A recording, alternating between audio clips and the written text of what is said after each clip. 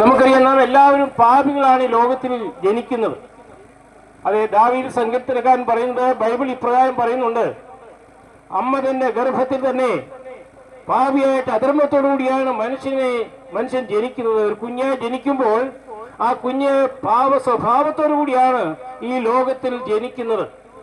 നമുക്ക് ആർക്കും പറയുവാൻ കഴിയില്ല, ഞാനൊരു ക്രിസ്തീയ ഭവനത്തിൽ ജനിച്ചതുകൊണ്ട് ഞാൻ ക്രിസ്ത്യാനിയാണ്, അല്ലെങ്കിൽ ഞാൻ മാതാപിതാക്കൾ വിശ്വാസികളായതുകൊണ്ട് ഞാനൊരു നല്ല കുഞ്ഞാണ്, ക്രിസ്ത്യാനിയാണ് എന്ന് ഒരിക്കലും പറയുവാൻ കഴിയില്ല. കാരണം വചനം വളരെ സ്പഷ്ടമായി പറയുന്നുണ്ട്, എല്ലാ മനുഷ്യരും പാപികളായിട്ടാണ് ഈ ലോകത്തിലേക്ക് കടന്നു വരുന്നത്.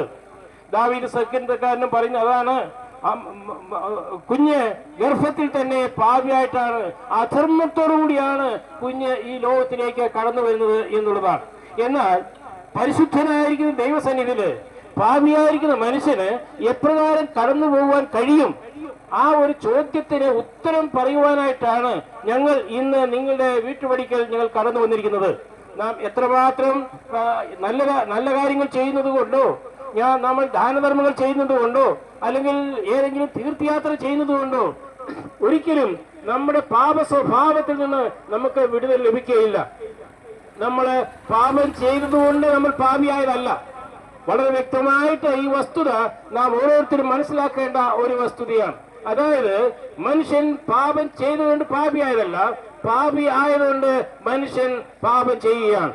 പാപിയായിരിക്കുന്ന മനുഷ്യൻ പാപം ചെയ്യുന്നു എന്നുള്ളതാണ് നമുക്ക് കാണുവാൻ കഴിയുന്നത്. നമുക്കറിയാമല്ലോ, ഒരു പട്ടി അത് കുരയ്ക്കുന്നത് കൊണ്ട് പട്ടിയായതല്ല, പിന്നെയോ പട്ടി ആയതുകൊണ്ടാണ് അത് കുരയ്ക്കുന്നത് എന്ന് പറഞ്ഞതുപോലെ തന്നെ, പ്രിയരെ സുഹൃത്തുക്കളെ, എന്റെ ഈ ശബ്ദം അകലെയും ദൂരത്തുമായി കേൾക്കുന്ന എല്ലാ ശ്രോതാക്കളോടും എനിക്ക് പറയുവാൻ തന്നെ ഉള്ളത്, നാം പാപിയായിട്ടാണ് ഈ ലോകത്തിൽ ജനിച്ചത്. ഒരു പക്ഷേ നിങ്ങൾ ചോദിച്ചേക്കാം, എങ്ങനെ ഞാനൊരു പാപിയാകുന്നത് എങ്ങനെയാണ്? നിങ്ങൾക്ക് എന്നെ പാപി എന്ന് വിളിക്കാൻ എന്ത് അധികാരമാണുള്ളത്? ഒരു മദ്യപാനി എന്ന് വിളിക്കുന്നത് അവന് ഇഷ്ടമല്ല. മദ്യപിച്ചാലും മദ്യപിച്ച് ലക്കില്ലാതെ വീട്ടിൽ വന്നാലും എന്നെ മദ്യപാനി എന്ന് വിളിക്കുന്നത് ഒരിക്കലും അവന് ഇഷ്ടമല്ല. ഒരു കള്ളത്തരം ചെയ്തുകൊണ്ട് കള്ളനായിട്ട് ലോകത്തിൽ ജീവിച്ചാലും അവനെ കള്ളനെന്ന് വിളിക്കുവാൻ തക്കണം അവൻ ആഗ്രഹിക്കുന്നില്ല. ഞാൻ ഒരു കാര്യം പ്രത്യേകം പറയട്ടെ, മദ്യപാനി ഒരിക്കലും ദൈവരാജ്യം അവകാശമാക്കുകയില്ല എന്ന് ബൈബിളിൽ വളരെ വ്യക്തമായി പറയുന്നുണ്ട്. മദ്യം കുടിക്കുന്നത് തന്നെ അത് പാപമാണ്. കാരണം ഒരു കാര്യം കൂടി ഞാൻ പറയുവാൻ ആഗ്രഹിക്കുകയാണ്, മദ്യം ഒരിക്കലും എത്ര മദ്യം കുടിക്കുന്ന ഒരു വ്യക്തിയായാലും ആ മദ്യം തന്റെ മക്കൾക്ക് കൊടുക്കുകയില്ല. എന്നാൽ പാല് കൊടുക്കും, എന്നാൽ മദ്യം ഒരിക്കലും കൊടുക്കുകയില്ല. അത് തന്നെ നമ്മളോട് പറയുന്നത് എന്താണെന്ന് ചോദിച്ചു കഴിഞ്ഞാൽ, ഒരിക്കലും മദ്യം പാപമാകില്ല. മദ്യം പാപമാണ്, പാപത്തിന്റെ സ്വഭാവത്തിൽ നിന്നും ഉടലെടുക്കുന്നതാണ് ഇതൊക്കെയും ഈ പാപപ്രവർത്തനങ്ങൾ എന്നുള്ളത് സ്പഷ്ടമായിട്ട് ബൈബിളിൽ വ്യക്തമായിട്ട് പറയുന്നുണ്ട്. എന്നാൽ എങ്ങനെ പരിശുദ്ധനായിരിക്കുന്ന ദൈവസന്നിധിയില് പാപിയായിരിക്കുന്ന മനുഷ്യന് എങ്ങനെ കടന്നു ചെല്ലുവാൻ തക്കണം? ഈ ചോദ്യത്തിന് ഉത്തരം പറയുവാനായിട്ടാണ് ഞങ്ങൾ ഇവിടെ കടന്നു വന്നിരിക്കുന്നത്. അനേക ഉപായങ്ങള്, അനേക വ്യവസ്ഥകള്, അനേക മാർഗങ്ങൾ ഒരുപക്ഷെങ്കിൽ ലോകം നമ്മോട് പറയുന്നുണ്ടായിരിക്കാം. ദാനധർമ്മങ്ങൾ കൂടിയോ അല്ലെങ്കിൽ ഏതെങ്കിലും വ്യവസ്ഥകൾ കൂടിയോ മനുഷ്യന് പരിശുദ്ധ ദൈവത്തിന്റെ സന്നിധിയിലേക്ക് എത്താൻ കഴിയും എന്നൊരു പക്ഷെങ്കിൽ പറയുന്നുണ്ടായിരിക്കാം. എന്നാൽ ഞാനൊരു കാര്യം ചോദിക്കട്ടെ, ഈ വിധത്തിൽ കൂടി പാപ സ്വഭാവത്തോടു ജീവിക്കുന്ന ഒരു വ്യക്തിക്ക് നന്മ പ്രവർത്തനങ്ങൾ ചെയ്തുകൊണ്ട് ഒരുവനെ ദൈവസന്നിധിയിലേക്ക് കടന്നു വിടുവാൻ കഴിയുമോ? ഒരിക്കലും കഴിയുകയില്ല. അതിന് ഉദാഹരണമായിട്ട് ഞാൻ സാധാരണ പറയുന്ന ഒരു ഉദാഹരണം ഞാൻ വീണ്ടും പറയുവാൻ ഞാൻ ആഗ്രഹിക്കുകയാണ്. അതായത് രസഗുള നല്ലതാണ്, നല്ല മധുരമുള്ളതാണ്, ആർക്കും ഇഷ്ടപ്പെടുന്ന ഒന്നാണ് രസഗുള. എന്നാൽ ആ രസഗുള ഒരു കുഷ്ഠരോഗി തരികയാണെങ്കിൽ നാം ആരും വാങ്ങിച്ച് കഴിക്കുകയില്ല. കാരണം രസഗുള നല്ലതല്ല എന്നുള്ളതല്ല, രസഗുള നല്ലതാണ്, കഴിക്കാനെല്ലാം ആഗ്രഹമുള്ളവരാണ്. എന്നാൽ ആ തരുന്ന വ്യക്തി അത് കുഷ്ഠരോഗി ആയതുകൊണ്ട് ഞാനൊരിക്കലും വാങ്ങിക്കുകയില്ല, ഞാനൊരിക്കലും കഴിക്കുകയില്ല. അങ്ങനെയെങ്കിൽ ആ രസഗുള കഴിക്കണമെന്നുണ്ടെങ്കിൽ കുഷ്ഠരോഗം മാറി പൂർണ്ണമായ സൗഖ്യം ലഭിച്ച് കുഷ്ഠരോഗത്തിൽ നിന്ന് വിടുതൽ ലഭിച്ചതിന് ശേഷം ആ വ്യക്തി ഇതേ മധുര പലഹാരം കൊണ്ടു തരുവാണെങ്കിൽ ഞാനത് സ്വീകരിക്കും, ഞാൻ വളരെ സന്തോഷത്തോടുകൂടി ഞാനത് ഭക്ഷിക്കും. അങ്ങനെയെങ്കിൽ പ്രിയരെ, കുഷ്ഠരോഗത്താൽ ബാധിക്കപ്പെട്ടവരായിട്ട് പാപ സ്വഭാവത്തോടുകൂടി ലോകത്തിൽ ജീവിക്കുന്ന നാം പരിശുദ്ധനായിരിക്കും ദൈവത്തെ എങ്ങനെ പ്രീതിപ്പെടുത്തുവാൻ കഴിയും? നമ്മുടെ പുണ്യകർമ്മങ്ങൾ കൊണ്ട് ദൈവം പ്രസാദിക്കുമോ? ഒരിക്കലുമില്ല. നമ്മുടെ ദാനധർമ്മങ്ങൾ കൊണ്ട് നമ്മുടെ ദൈവത്തെ നമുക്ക് പ്രസാദിപ്പിക്കുവാൻ കഴിയുമോ? ഒരിക്കലുമില്ല. നാം നല്ല കാര്യങ്ങൾ ചെയ്തുകൊണ്ട് വലിയവനായിരിക്കുന്ന ദൈവത്തെ പ്രസാദിപ്പിക്കുവാൻ കഴിയുമോ? ഒരിക്കലുമില്ല. പിന്നെ എങ്ങനെയാണ് ചെയ്യുന്നത്? നമ്മുടെ സ്വന്തം പ്രവർത്തനങ്ങൾക്ക് കഴിയുകയില്ല. ഒരു കർമ്മം കൊണ്ടും നമുക്ക് ദൈവത്തെ പ്രസാദിപ്പിക്കുവാൻ കഴിയുകയില്ല. അങ്ങനെ ഏതെങ്കിലും രീതിയിൽ തീർത്ഥയാത്ര ചെയ്തുകൊണ്ട് ദാനധർമ്മങ്ങൾ ചെയ്തുകൊണ്ട് നമുക്ക് ദൈവത്തെ പ്രസാദിപ്പിക്കുവാൻ കഴിയുമായിരുന്നെങ്കിൽ, ഞാൻ ചോദിക്കട്ടെ ഒരു ചോദ്യം. ഈ ലോകത്ത് ഭിക്ഷക്കാരായിട്ട് ഒത്തിരി പേരുണ്ട്. അവർക്ക് എങ്ങനെ തീർത്ഥയാത്ര ചെയ്യുവാൻ കഴിയും? അവർക്ക് എങ്ങനെ പുണ്യസ്ഥലം സന്ദർശിക്കുവാൻ കഴിയും? അവർക്ക് എങ്ങനെ ദാനധർമ്മങ്ങൾ ചെയ്യുവാൻ കഴിയും? അവരുടെ പൈസ ഒന്നുമില്ല, അവർക്ക് ദൈവത്തെ കാണുവാൻ കഴിയയില്ലേ? അങ്ങനെയെങ്കിൽ ഞാനൊരു ചോദ്യം ചോദിക്കുകയാണ്, ദൈവം പക്ഷപാതം കാണിക്കുകയാണോ? ദൈവത്തിന് മുൻപാകെ ചെറിയവനും വലിയവനും ഉണ്ടോ? ദരിദ്രനും ധനവാനെന്നും ഉണ്ടോ? കുബേരനും കുചേലനും ഉണ്ടോ? വിദ്യാവിഹീനെന്നും വിദ്യാസമ്പന്നനും വ്യത്യാസമുണ്ടോ? കറുത്തവനും വെളുത്തവനും എന്നുള്ള വ്യത്യാസം ദൈവസന്നിധിയിലുണ്ടോ? ഇല്ലേ, ഇല്ല എന്ന് ഈ വചനം വളരെ വ്യക്തമായി പറയുന്നു. ദൈവവും മുമ്പാകെ ആരായിരുന്നാലും ഒരുപോലെ പാപികളാണ്, പാപ സ്വഭാവത്തോടു കൂടിയാണ് ജീവിക്കുന്നത്. എന്റെ നിങ്ങളുടെയും കർമ്മ പ്രവർത്തനത്താൽ ഒരിക്കലും ദൈവസന്നിധിയിലേക്ക് കടന്നു ചെല്ലുക സാധ്യമല്ല. എന്നെ കേൾക്കുന്ന പ്രിയമുള്ളവരെ, ആരെങ്കിലും ഈ രീതിയിൽ വിശ്വസിക്കുന്നുവെങ്കിൽ അത് തെറ്റാണ്. ഒരിക്കലും നമുക്ക് നമ്മുടെ സ്വന്തം പ്രവർത്തനത്താൽ ഒരിക്കലും നമുക്ക് ദൈവസന്നിധിയിലേക്ക് കടന്നു ചെല്ലുവാൻ തക്കണം കഴിയില്ല എന്നുള്ള വസ്തുത നിങ്ങൾ അറിയുവാൻ തക്കണം ഞാൻ ആഗ്രഹിക്കുകയാണ്. പിന്നെ എങ്ങനെയാണ് ഒരു വ്യക്തിക്ക്, പാപിയായിരിക്കുന്ന മനുഷ്യന് പരിശുദ്ധനായിരിക്കും ദൈവസന്നിധിയിൽ എത്തുവാൻ തുടങ്ങാൻ കഴിയുന്നത്? വചനം വളരെ വ്യക്തമായി പറയുന്നു, മനുഷ്യർക്കും ദൈവത്തിനും മധ്യത്തിൽ മധ്യസ്ഥനായിട്ട് ഒരുവൻ മാത്രം. ഒരുവൻ 2025 വർഷങ്ങൾക്ക് മുൻപ് ദൈവത്തിനും പാപിയായിരിക്കുന്ന മനുഷ്യന്റെ മധ്യത്തിൽ ഒരു മധ്യസ്ഥൻ കടന്നു വന്നിട്ടുണ്ട്. അതാണ് ഞങ്ങൾ പറയുന്ന കർത്താവായ യേശുക്രിസ്തു. ആ യേശുക്രിസ്തു ലോകത്തിൽ കടന്നു വരുവാൻ കാര്യം ദൂരവേ കടന്നു പോകാതിരിക്കും മനുഷ്യനെ ദൈവ സന്നിധിയിലേക്ക് കടത്തിക്കൊണ്ടുവരുവാൻ തക്കോണം അവന്റെ പുണ്യ പ്രവർത്തികളാൽ കഴിയാതിരിക്കുമ്പോൾ ഇതാ വിശ്വാസത്താൽ ആരെല്ലാം കർത്താവായ യേശുക്രിസ്തുവിനെ സ്വന്തം രക്ഷിതാവായി സ്വീകരിക്കുന്നുവോ അവർക്ക് അത് ദൈവ സന്നിധിയിലേക്ക് കടന്നു വരുവാൻ കഴിയും. അപ്പോൾ ഞാൻ ഒരു കാര്യം കൂടെ പറയുവാൻ ആഗ്രഹിക്കുകയാണ് പ്രിയരെ. ഒരു പ്രവർത്തനയും നമുക്ക് ആവശ്യമില്ല രക്ഷ ലഭിക്കുവാൻ, അത് സാധ്യവുമല്ല. അങ്ങനെയെങ്കിൽ പിന്നെ എങ്ങനെയാണ് ഈ കർത്താവായ യേശുക്രിസ്തുവിൽ കൂടി നമുക്ക് രക്ഷ ലഭിക്കുന്നത്? കർത്താവായ യേശുക്രിസ്തു 2025 വർഷങ്ങൾക്ക് മുമ്പ് എനിക്കും നിങ്ങൾക്കും വേണ്ടി എന്റെ നിങ്ങളുടെ പാപത്തിന്റെ ആ ശിക്ഷ കാൽവരി ക്രൂശിൽ താൻ വഹിച്ചു. ദൈവം താൻ തന്നെ ഈ ലോകത്തിലേക്ക് പിറന്നു. 100% മനുഷ്യനും 100% ദൈവവുമായി ഈ ലോകത്തിൽ കടന്നു വന്ന ഒരേ ഒരു വ്യക്തി മാത്രം, അത് നമ്മുടെ കർത്താവായ യേശുക്രിസ്തുവാണ്. ഇഹലോകത്തിൽ ഇതിഹാസത്തിൽ ഈ ചരിത്രത്തിൽ കർത്താവായ യേശുക്രിസ്തു അല്ലാതെ ആരും മനുഷ്യനും ദൈവവുമായിട്ട് ഈ ലോകത്തിൽ കടന്നു വന്നിട്ടില്ല. ഒരു പക്ഷേ നിങ്ങൾ ചോദിക്കാം, അത് എപ്രകാരമാണ് സംഭവിക്കുന്നത്? ഒരു വ്യക്തി ഈ ലോകത്തിൽ ജീവിക്കുമ്പോൾ മനുഷ്യനായി ദൈവമായിട്ടും ജനിക്കാൻ പറ്റുമെന്നുള്ളത് ബൈബിൾ വളരെ വ്യക്തമായി പറയുന്നു. മറിയ ഗർഭം ധരിച്ചത് എപ്രകാരമാണ് നിങ്ങൾക്ക് അറിയാമോ? പരിശുദ്ധാത്മാവിനാൽ മറിയ ഗർഭം ധരിച്ചു എന്ന് പറഞ്ഞാൽ പുരുഷ സമ്പർക്കം കൂടാതെ മറിയ ഗർഭം ധരിച്ച് ഒരു മകനെ പ്രസവിച്ചു. അവന് യേശു എന്ന് പേരിടണം എന്ന് പറഞ്ഞാൽ പുരുഷ സമ്പർക്കമില്ലാതെ ഈ ലോകത്തിൽ ജനിച്ച ഒരുവനേ ഉള്ളൂ, ഒരുവൻ മാത്രം. അത് ഞങ്ങൾ കെട്ടിഘോഷിക്കുന്നതായിരിക്കുന്ന ഈ ബൈബിളിൽ വളരെ വ്യക്തമായി പറയുന്നുണ്ട്. കർത്താവായ യേശുക്രിസ്തു മാത്രമാണ് 2025 വർഷങ്ങൾക്ക് മുൻപ് ഈ താണലോകത്തിലേക്ക് കടന്നു വന്നത്. അങ്ങനെയെങ്കിൽ ഒരു ചോദ്യമുണ്ട്, ഈ കർത്താവായ യേശുക്രിസ്തു കാൽവരി ക്രൂശിൽ മരിച്ചു എന്നുള്ള സത്യമാണ്. എന്നാൽ ഞാനും നിങ്ങൾ എന്താണ് ചെയ്യേണ്ടത്? ആ കർത്താവായ യേശുക്രിസ്തുവിൽ വിശ്വസിക്കുക എന്നുള്ളതാണ്. ഞാൻ ഒരു ഉദാഹരണമായിട്ട് ഒരു കാര്യം കൂടെ പറയുവാൻ ആഗ്രഹിക്കുകയാണ്. നിങ്ങളുടെ മുൻപാകെ അത് നല്ല ആഹാരം വെച്ചിരിപ്പുണ്ട്, നിങ്ങൾക്ക് വിശപ്പുണ്ട്, നിങ്ങൾ അത് കഴിക്കാത്തിടത്തോളം കാലം നിങ്ങളുടെ വയറ് നിറയുമോ? ഒരിക്കലും നിറയില്ല.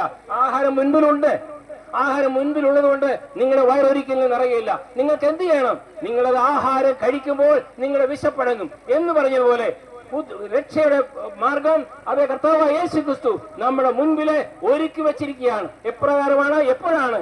2025 വർഷങ്ങൾക്ക് മുൻപ് ആ രക്ഷയുടെ പദ്ധതി വലിയവനായിരിക്കുന്ന ദൈവം പൂർത്തിയാക്കി നമ്മുടെ മുൻപാകെ വെച്ചിരിക്കുകയാണ്. അപ്പോൾ ഞാനും നിങ്ങളും ചെയ്യേണ്ടത് എന്താണ്?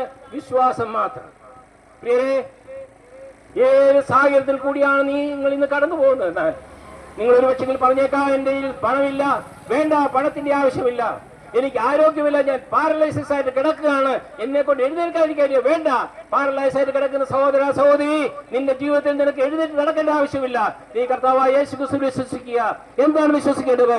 ഞാനൊരു മഹാപാപിയാണ്, പാപത്തിലാണ് ഞാൻ ജനിച്ചത്, ഞാൻ ജന്മന ഞാൻ പാപിയാണ്. അത് മാത്രമല്ല കർമ്മണ ഞാൻ പാപിയാണ്. അങ്ങനെ ജന്മന കർമ്മണ പാപിയായിരിക്കുന്ന എന്റെ ജീവിതത്തിൽ എനിക്ക് പരിശുദ്ധനായിരിക്കും ദൈവത്തടുത്ത് എനിക്ക് കടന്നു വരുവാൻ തക്കണം. ഇത് 2025 വർഷങ്ങൾക്ക് മുമ്പ് ബേഥലേഹേമിൽ ജനിച്ചതായിരിക്കും ഞങ്ങളുടെ കർത്താവായ യേശു ക്രിസ്തു.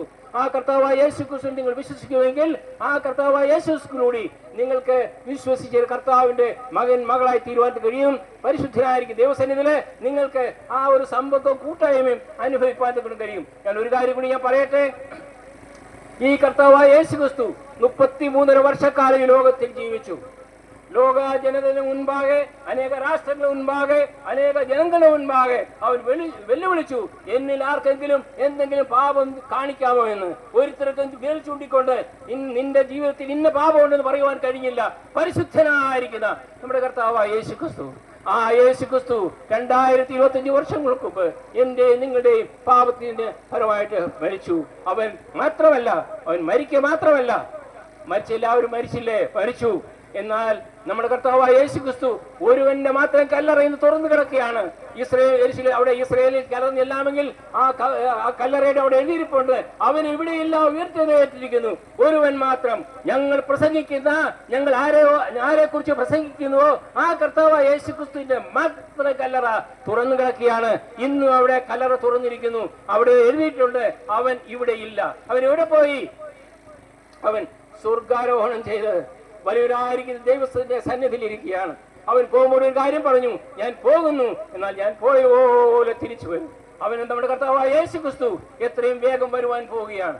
അതിന്റെ സംഭവങ്ങളൊക്കെയും നമ്മുടെ മുൻപാകെ നിന്ന് കണ്ടുകൊണ്ടിരിക്കുകയാണ്. ഒരേ ഒരു ഉദാഹരണം പറഞ്ഞു കഴിഞ്ഞാൽ ഇസ്രയേൽ രാഷ്ട്രം 2000 വർഷങ്ങളായി വിവിധ സ്ഥലങ്ങളിൽ ചിഹ്ന ഭിന്നമായി പോയതായിരിക്കും ഇസ്രയേൽ രാഷ്ട്രം. 1948 അതേ ഒരു രാഷ്ട്രമായി മാറി. ഇത് നിങ്ങൾക്ക് കൗതുകം തോന്നുന്ന ഒരു വസ്തുതയായിരിക്കാം. എന്നാൽ ബൈബിൾ വളരെ വ്യക്തമായിട്ട് പറയുന്നുണ്ട്, ഇസ്രയേലിന്റെ ആ രാഷ്ട്രം ഉടലെടുത്തതിന് കാരണം നമ്മുടെ കർത്താവായ യേശു ക്രിസ്തുവിന്റെ വരവ് ഏറ്റവും അടുത്തിരിക്കുകയാണ്. ഈ ലോകത്തിലേതായിരിക്കുന്ന ഈ ക്രമസമാധാനം അല്ലെങ്കിൽ ഈ വിധത്തിലുള്ളതായിരിക്കുന്ന പാപഭംഗിലമായിരിക്കുന്ന ജീവിതം, സമാധാനമില്ലാത്തതായിരിക്കുന്ന ജീവിതം, അങ്ങനെ പാപഭംഗിലമായിരിക്കുന്ന ജീവിതത്തിൽ കടന്നു പോകുമ്പോൾ ഒരു കാര്യം വസ്തുത മനസ്സിലാക്കുക, നമ്മുടെ കർത്താവായ യേശു ക്രിസ്തുവിന്റെ വരവ് പടിവാതിൽക്കൽ എത്തിയിരിക്കുകയാണ്. എന്നാൽ ഇന്നും കർത്താവായ യേശു ക്രിസ്തുവിന്റെ വരവ് താമസിക്കുന്നുവെങ്കിൽ ഒരുപക്ഷെ നിങ്ങൾ ഈ കർത്താവിനെ രക്ഷിതാവായി സ്വീകരിക്കാത്തതുകൊണ്ട് നിങ്ങൾക്ക് വേണ്ടി അവൻ ദീർഘക്ഷമ കാണിച്ചിരിക്കുകയാണ്. പ്രിയ ശ്രോതാക്കളെ, എന്റെ വാക്കുകൾ കേൾക്കുന്ന പ്രിയപ്പെട്ടവരോട് ഞാൻ ഒരു കാര്യം പറയുകയാണ്. കർത്താവായ യേശു ക്രിസ്തു വരുവാൻ താമസിക്കുന്നുവെങ്കിൽ നിന്നെ ഓർത്താണ്, നിന്റെ പാപജീവിതത്തിൽ നിനക്ക് ഒരു വിടുതൽ ലഭിക്കുവാൻ വേണ്ടി, കർത്താവായ യേശു ക്രിസ്തുവിനെ രക്ഷിതാവായി സ്വീകരിക്കുവാൻ വേണ്ടി, കർത്താവായ യേശു ക്രിസ്തുവിൽ അതേ പൂർണ്ണമായിട്ട് ദൈവമായിട്ടുള്ള സമ്പർക്കം പുലർത്തേണ്ടവനായിട്ട് ഒരുപക്ഷെ നിനക്ക് വേണ്ടി കർത്താവായ യേശു ക്രിസ്തു ഒരു ദിവസം കൂടി നീട്ടി തന്നിരിക്കുകയാണ്. ഇതാ ഇപ്പോൾ സുപ്രസാദ കാലം, ഇപ്പോൾ രക്ഷാ ദിവസം, ഇപ്പോൾ നിങ്ങൾക്ക് രക്ഷ അനുഭവിപ്പാൻ കഴിയും. ഇപ്പോൾ നിങ്ങൾക്ക് ദൈവത്തിന്റെ മകനായി മകളായി തീരുവാൻ കഴിയും. നമുക്കറിയാം, മരണം ഏത് സമയത്തും കടന്നു വരാം. ഏത് സമയത്തും മരണം കടന്നു വന്നു കഴിഞ്ഞാൽ ഒഴിക്കപ്പെട്ട കാലം കൈയുമായിട്ട് വന്നിട്ട് തിരിച്ചു പോവുകയില്ല. എന്നെയോ നിങ്ങളെയും കൊണ്ടേ പോവുകയുള്ളൂ. അത് ഇന്ന് രാത്രിയിൽ ഞാനുണ്ടോ നിങ്ങളുണ്ടോ എന്നറിയത്തില്ല.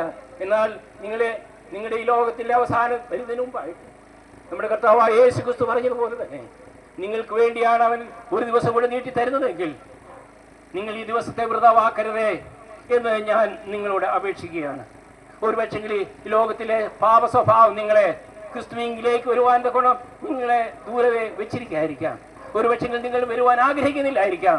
എന്നാൽ ഇന്ന് രാത്രിയുടെ വേളയിൽ ഈ കേട്ടതായിരിക്കുന്ന വചനത്തിന് മുൻപാകെ നിങ്ങളെ തന്നെ ഒന്ന് ശോധന ചെയ്യുക. നിങ്ങളുടെ ജീവിതം എപ്രകാരമായിരിക്കുന്ന ശോധന ചെയ്യുക. ഈ കർത്താവായ യേശു ക്രിസ്തു എത്രയും വേഗം വരുവാൻ പോവുകയാണ്. ആ വേഗം വരുന്നതിന് മുമ്പായിട്ട് നിങ്ങളൊരു തീരുമാനമെടുക്കുമോ? എന്താണ് ആ തീരുമാനം? എൻ്റെ പാപത്തിനു വേണ്ടി കർത്താവായ യേശു ക്രിസ്തു കാൽവരി ക്രൂസിൽ 2025 വർഷത്തിന് മുൻപ് മരിച്ചു. പ്രിയരെ, എന്താണ് ഞാൻ ചെയ്യേണ്ടത്? ഈ ചോദ്യത്തിന് മുൻപാകെ ഞാൻ പറയട്ടെ. നിങ്ങൾ ഏത് സ്ഥാനത്ത് ഇരിക്കുന്നവരായിരുന്നാലും ഒരുപക്ഷെ രോഗിയായിട്ട് കിടക്കുകയായിരിക്കാം. എങ്കിൽ അങ്ങനെയുള്ളവരോട് ഞാൻ പറയട്ടെ, ഇരിക്കുന്ന ഇരിപ്പിടത്തിൽ ഇരുന്നുകൊണ്ട് നിങ്ങൾക്ക് ഇപ്രകാരം പ്രാർത്ഥിക്കുവാൻ കഴിയും. ഓ കർത്താവേ, ഞാൻ പാപിയായിരിക്കുന്ന ഒരു മനുഷ്യൻ, പാപത്തെ സ്വഭാവത്തിൽ ഞാൻ ജീവിച്ച് മുമ്പോട്ട് പോയി. എന്റെ ഭാര്യയല്ല, ഭർത്താവല്ല, മക്കളല്ല, മാതാപിതാക്കൾ അറിയാതെ അനേക പാപ സ്വഭാവങ്ങൾ എൻ്റെ ജീവിതത്തിൽ ഉണ്ടായിട്ടുണ്ട്. ഇതാ ഞാൻ അങ്ങയുടെ തൃപ്പാദികൾ എന്നെ തന്നെ സമർപ്പിക്കുന്നു. എന്റെ ഉള്ള അവസ്ഥയിൽ അങ്ങയുടെ സന്നിധിയിലേക്ക് ഞാൻ കടന്നു വരുന്നു. എന്റെ പാപത്തെ അവിടുന്ന് ക്ഷമിക്കുമാറാണമേ. കാൽവരി ക്രൂശിൽ എന്റെ പാപത്തിന് വേണ്ടിയാണ് 2025 വർഷങ്ങൾക്ക് മുമ്പ് മരിച്ചെന്ന് വസ്തുത ഞാൻ ഇപ്പോൾ ഓർക്കുകയും ഞാനത് വിശ്വസിക്കുകയും ചെയ്യുന്നു. എന്നെ അങ്ങയുടെ മകനായി മകളാക്കി തീർക്കുമാറാകണമേ. ഒരുവൻ ക്രിസ്തുവിലായാൽ അവൻ പുതിയ സൃഷ്ടിയാകുന്നു, പഴയതെല്ലാം കഴിഞ്ഞുപോയി. പ്രിയരെ, ഈ ഒരു പുതിയ സ്വഭാവത്തോടുകൂടി ഒരു പുതിയ ജീവിതം ആരംഭിപ്പാൻ തക്കണം ഞാൻ നിങ്ങളെ ഏവരെയും ആഹ്വാനം ചെയ്യുകയാണ്. ഞങ്ങൾ ഇവിടുന്ന് കടന്നു പോകുന്നു. ഇനി ഞങ്ങൾ ഇവിടെ നിങ്ങളുമായിട്ട് ഈ വചനവുമായിട്ട് നിങ്ങളുടെ അടുത്തേക്ക് വരാം എന്ന് ഞങ്ങൾക്ക് അറിഞ്ഞുകൂടാ. എന്നാൽ ഒരു വസ്തു ഞാൻ പറയട്ടെ, ഇത് നിങ്ങളൊരു തീരുമാനം എടുക്കുന്നുവെങ്കിൽ നമുക്ക് ഈ ഭൂമിയിൽ വെച്ച് കാണാൻ പറ്റിയില്ലെങ്കിലും ഒരു സ്ഥലമുണ്ട്, സ്വർഗസ്ഥലത്ത് നമുക്ക് അന്യോന്യം കാണുവാൻ പറ്റും. ആഞ്ഞളിത്താനത്ത് നിന്ന് ഇന്ന ആൾക്കാർ അവിടെ ഉണ്ടെന്ന് നോക്കുമ്പോൾ എത്ര സന്തോഷമായിരിക്കും, എത്ര ആനന്ദം നമുക്ക് അനുഭവിക്കാൻ കഴിയും. അതിൽ നിങ്ങൾ ഭാഗവാക്കാകുവാൻ, അതിൽ നിങ്ങൾ ഒരു പങ്കാളികളാകുവാൻ നിങ്ങൾ ഈ സമയത്ത് ആഹ്വാനം ചെയ്തുകൊണ്ട് എൻ്റെ വാക്കുകൾക്ക് വിരാമം കുറിക്കുന്നു. ദൈവം നമ്മെ ഓരോരുത്തരെയും സഹായിക്കട്ടെ, അനുഗ്രഹിക്കട്ടെ. ആരെങ്കിലും വിവിധമായിരിക്കുന്ന